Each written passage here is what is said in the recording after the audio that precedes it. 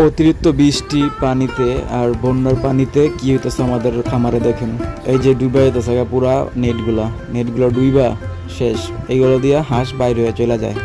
এখন আজকে সকালবেলা 6টা বাজে ঘুম থেকে ওইটাই দেখি যে এই অবস্থা। হাঁস ছাড়ছি, হাঁস চলে গেছে পুকুরের বার সাইডে, মানে বার সাইডে গেলেই কিন্তু হাঁসগুলোরে কুকুর বা শিয়ালে খেয়ে ফেলার সম্ভাবনা থাকে বেশি।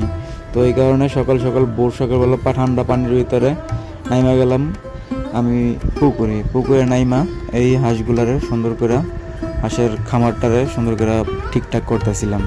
এই যে দেখতেছেন বাউন্ডারি, এই বাউন্ডারিগুলো সব কিছু ঠিকঠাক করে আসলাম। পানির ভিতরে গুনার বাহান টান ছিল, ওগুলো কাইটটা নতুন করে বাইন্দা ঠিক করে দিলাম। ঠিক করে এখন ভাবতেছি যে এই জায়গাটাতে দেখতেছেন যে এই মাছাটারে আমি বানাইছিলাম যে হাঁস বৃষ্টি আসলে বা রোদ বেশি আসলে এটার ভিতরে থাকবে, হাঁস তো নিচে থাকবে আর কি। তো এই কারণে রাখছিলাম এটা। তো এখন দেখলাম যে অতিরিক্ত বৃষ্টির পানির কারণে এই জায়গাটাতে পানি উঠে গেছে। তো এটা তো এখানে রাখা যাবে না।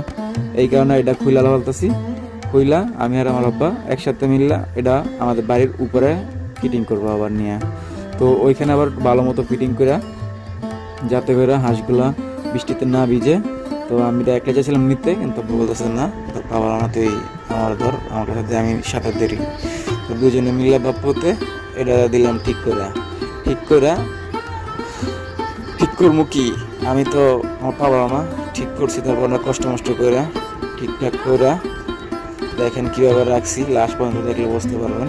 আর হঠাৎ করে বৃষ্টি পড়ছে, তাই আমি ক্যামেরাম্যান যে আমার ভাগ্নি ছিল, ক্যামেরাম্যানটা বাইক পাড়া দিছি।